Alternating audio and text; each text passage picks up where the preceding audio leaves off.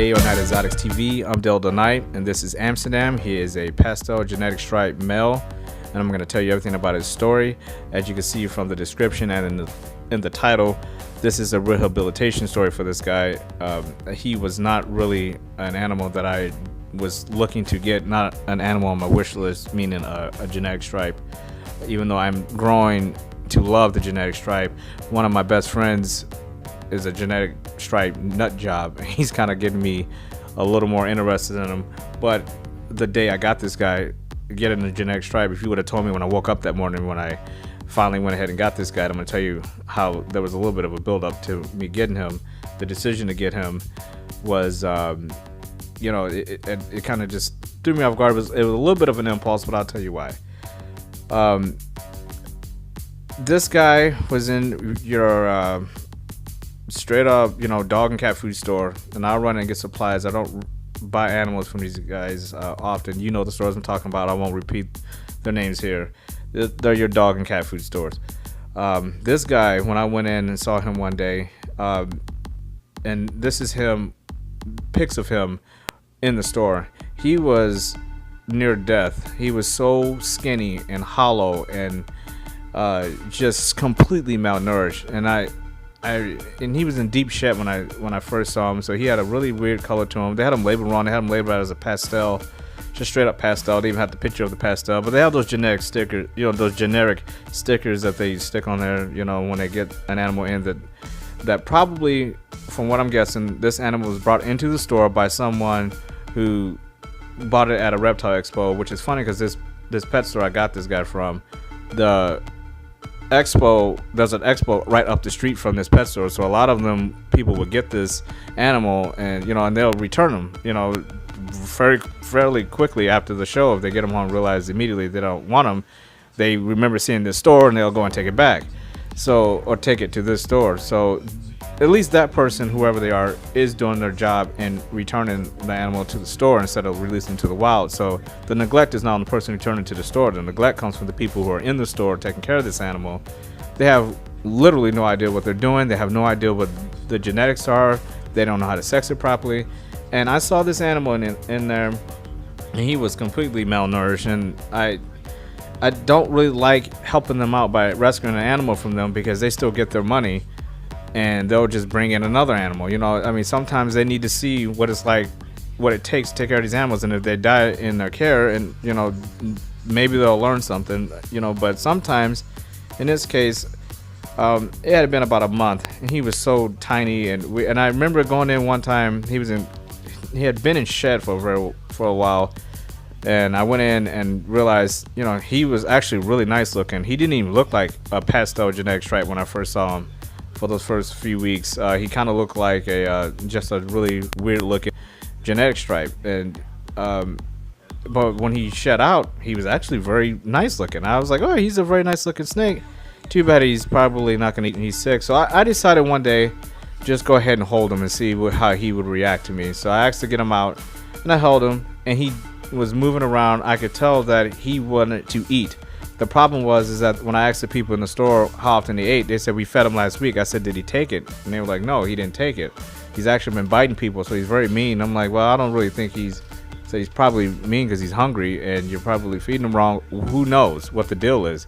They claim to be experts, but they clearly aren't. They had him marked at around $100 for this, and price-wise, that's obviously a bit low. So I decided, you know what? I'm gonna go ahead and I couldn't stand looking at him in there anymore. I went ahead and did an impulse buy and just said, okay, fine, and I'm not putting him back in this cage under you guys, because you don't know what you're doing, and you're gonna kill this beautiful animal. So I went ahead and brought him home, hoping he would eat. He wasn't home an hour, and he ate a rat like it was nothing. They said he was refusing meals and left and right. He ate no problem. He in fact, the only time he's refused a meal from me now is when he had his last shed. Now I've had him probably close to 3 months now. I didn't really want to share him until he was completely rehabilitated and doing well, and I had him in quarantine for probably close to 2 months just to make sure that he wasn't sick before I put him in with the rest of the animals. And lo and behold, he is a very healthy male. He's a very beautiful male. I'm not into genetic stripes all that much, but I love this guy. He is a beautiful genetic stripe, very, very perfect and clean genetic stripe. Beautiful personality. He doesn't have a mean bone in his body. So the people who got bit in that store, they obviously were doing something wrong to get bit, and a lot of it probably came because he was hungry. And he's a very curious little guy. Just like any male, once he started eating and getting his energy, he acted like any other male. When I get him out, he's all about, he likes to be handled, which is pretty cool. He doesn't mind it at all, unlike some of my other animals, like my vanilla male, who is a complete beast. And I haven't done an update on that guy yet. I haven't showed anybody this guy yet because I can't really get him on camera. My vanilla male is a complete beast. He's an adult male, and that guy is a hawk. But back to this guy. He is eating very well, and he is doing well. He's shedding well. I mean, he's just perfect animal. So this is one of those rare times where I've actually did an impulse buy on an animal I probably never would have bought. If he had been $200 or something like that, I probably wouldn't have done it. The money did have a lot to do with it, that he wasn't really that expensive. He didn't break the bank for me at all. I was very nervous about bringing him home and trying to rehabilitate an animal.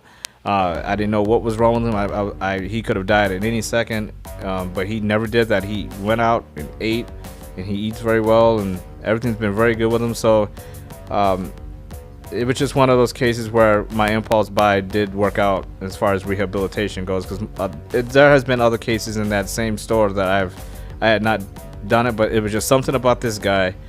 Every time I went in there, I found myself going in there more just to check on him, which was another reason I was, once I finally got him in my hands, because even my wife said, it's only a matter of time for you to come home with that snake, and I was very adamant, I'm not buying that animal. I don't know what's wrong with him. He'll eat eventually, and somebody will buy him. I mean, look at the price on the guy.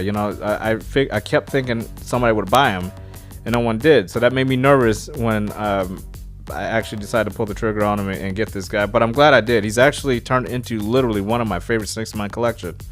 And whenever you rescue an animal, that always puts a little bit of emotional edge on it. You get a little bit more emotional about everything that he does. So every time he eats, I feel like it's just a big deal.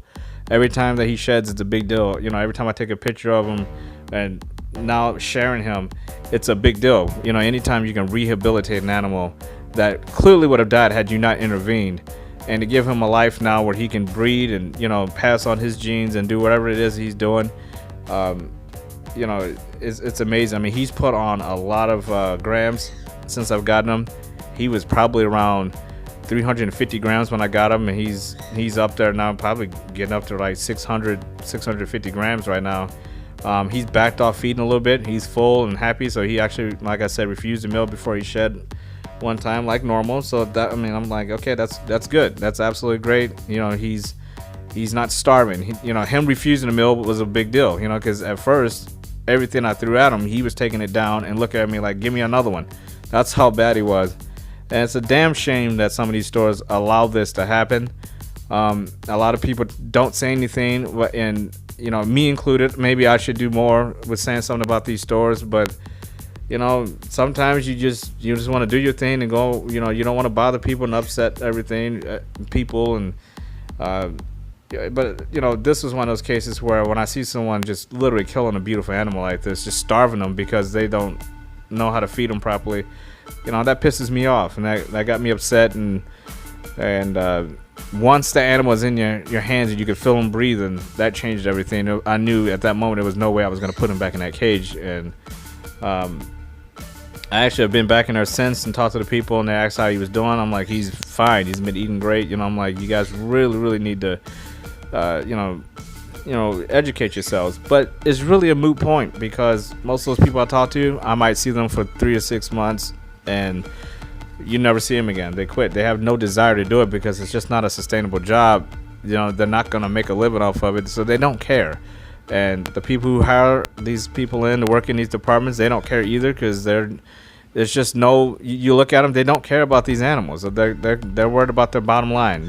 So which is a shame, but that's just the reality of it. So I thought I would share this beautiful, handsome BP with you guys. Like I said, I've had him for a quarter of a year now, and just now wanted to show you because he's good. He's gonna make it. He's doing fine, and I'll obviously keep everybody updated on this guy. I mean, Amsterdam is amazing little guy right now, and I'm looking forward to actually breeding him. Like I said, the genetic stripe gene was not something I really had plans for doing anything, so he's really more of a pet. I'm going to breed him obviously, but no major plans with breeding with this guy at all. He was not bought for that at all.